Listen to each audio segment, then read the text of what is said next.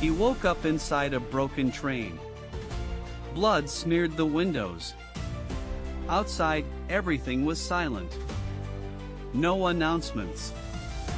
No passengers. Just dust and shadows. His head hurt. He couldn't remember boarding the train. Only flashes running, screaming, doors closing. And the terrible sound of something chewing flesh. He stepped onto the station platform. No signs of life. Luggage scattered everywhere.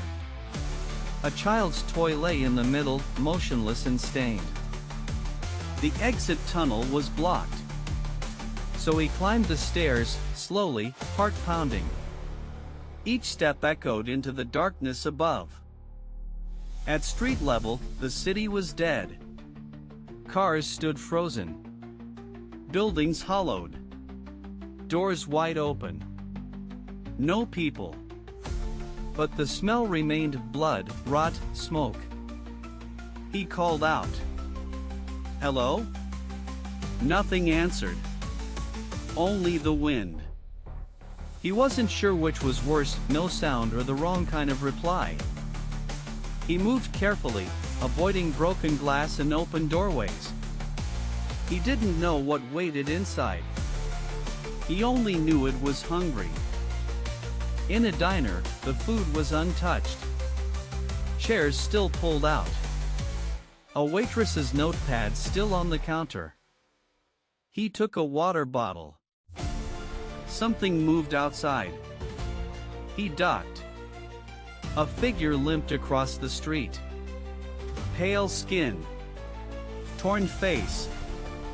Jaw hanging loosely. One shoe missing. He backed into the kitchen and grabbed a knife. The thing stopped walking. It sniffed the air. Then turned toward the diner. He hid behind the freezer. The door creaked open. Heavy breathing. A footstep. Then another.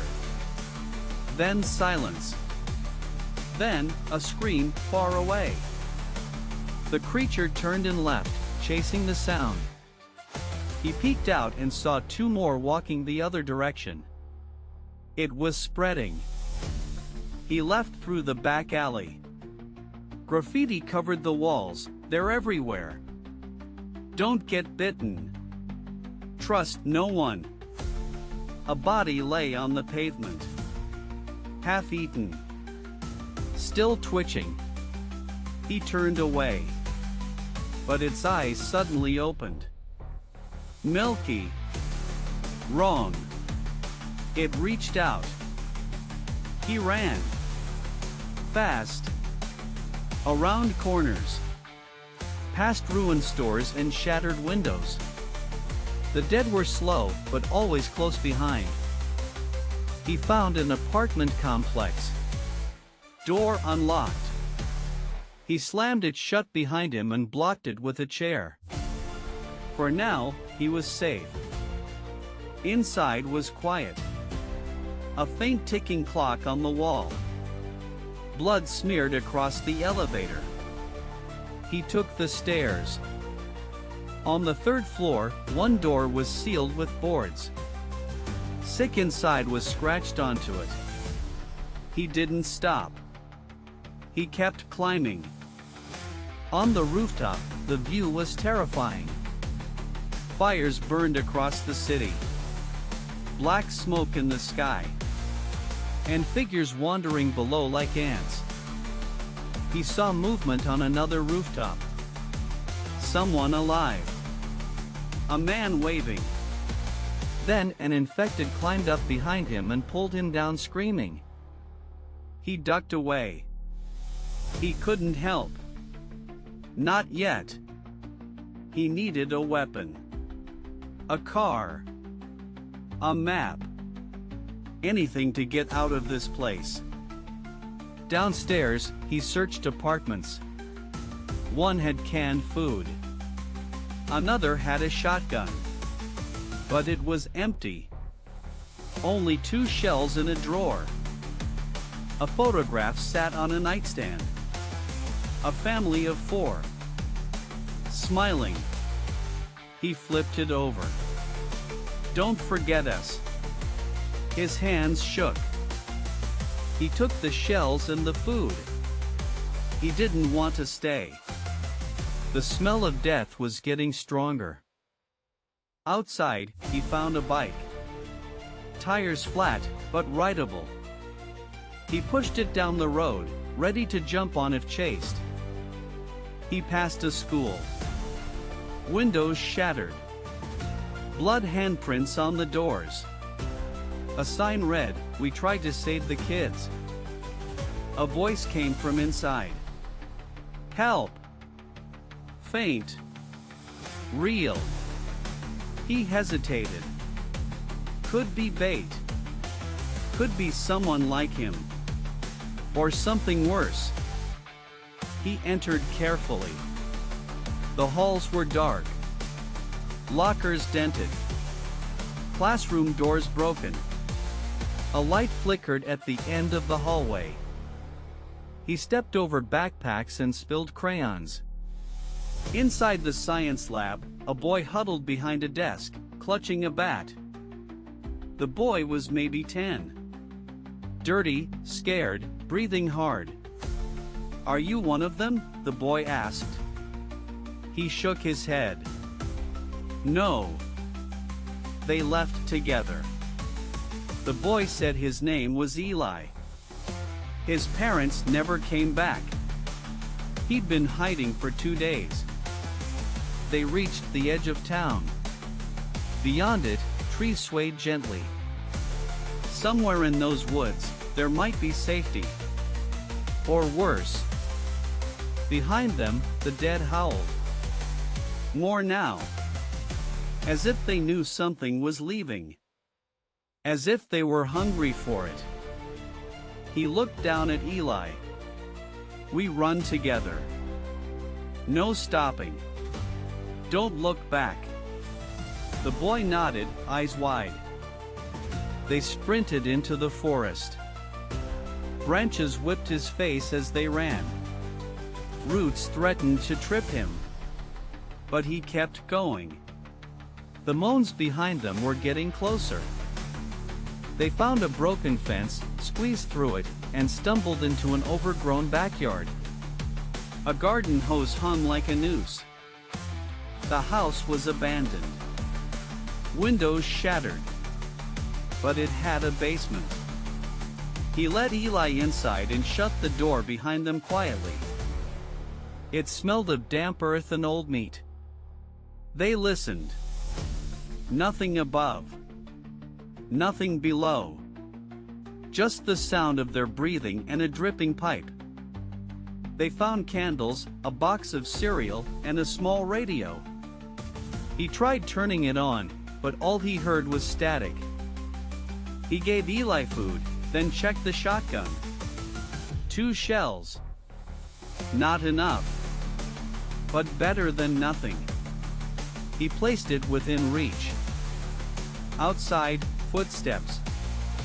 Not dragging. Fast. Human. He peeked through a slit in the boarded window. A woman ran past, followed by 4 infected. She didn't scream. Just ran like death was inches away. She didn't look back. The infected didn't stop. Neither did she. He considered helping, but the boy came first. He whispered, "Don't move. Stay silent." Eli nodded, clutching the bat tighter. Hours passed. Night fell. The infected slowed after dark, but never stopped. Like they didn't need sleep. Only the hunt. He dreamed of his sister, lost in the outbreak. Her voice said, "You can still save someone. Don't make the same mistake." He woke up to noise, metal scraping upstairs. A door creaked.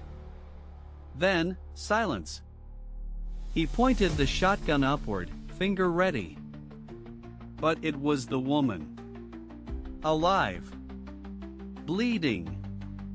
She had broken in. "You got a kid with you?" she asked, panting. He nodded. She slumped against the wall. "They almost had me. But I ran. Always run. That's the rule." He asked her name. "Mara," she said. "Used to be a nurse." She smiled faintly. "Now I'm just fast and tired." She cleaned her wounds with vodka. Shared a protein bar. Then looked at Eli. Poor kid. Seen too much. Still alive though. The radio crackled suddenly. A voice, "Evacuation point. South Highway, before sundown, bring nothing infected," then silence again. He looked at Mara. "That's 3 miles." She nodded. "We can make it. But only if we move before sunrise." At dawn, they packed everything. Eli rode on his back. Mara walked ahead, scanning every corner. The city grew louder with groans. The highway was a mess. Burned cars. Torn clothes. Bones. They moved between wrecks. Mara pointed ahead, "That overpass. That's where they said." A flare lit the sky. Red and sharp. Then gunfire. Screams. And more groans. Too many groans. The infected had found it too. Mara cursed. "We're late." They ran. He carried Eli and fired once. Boom, one infected fell. He saved the last shell. Ahead, soldiers fired from trucks. "Run," someone shouted. He ran. Mara beside him. Eli holding tight. They were so close. Mara tripped. Screamed. He turned. She shouted, "Go!" A dozen infected piled on her. He hesitated. 1 second too long. A soldier grabbed him. Pulled him inside the gate. "You made it," the soldier said. He shook his head. She didn't. The gate slammed shut. Behind it, the infected clawed and howled. Inside was light. Clean floors. Masks. Guns. Hope. They scanned him. Scanned Eli. "No bites?" "None," he said. "We checked." The medic nodded.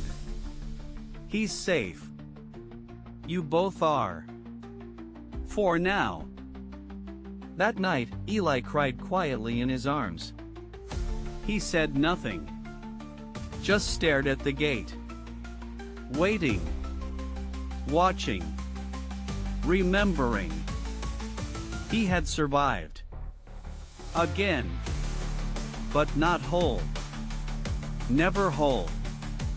In this world, you didn't keep everything. Just what you could carry.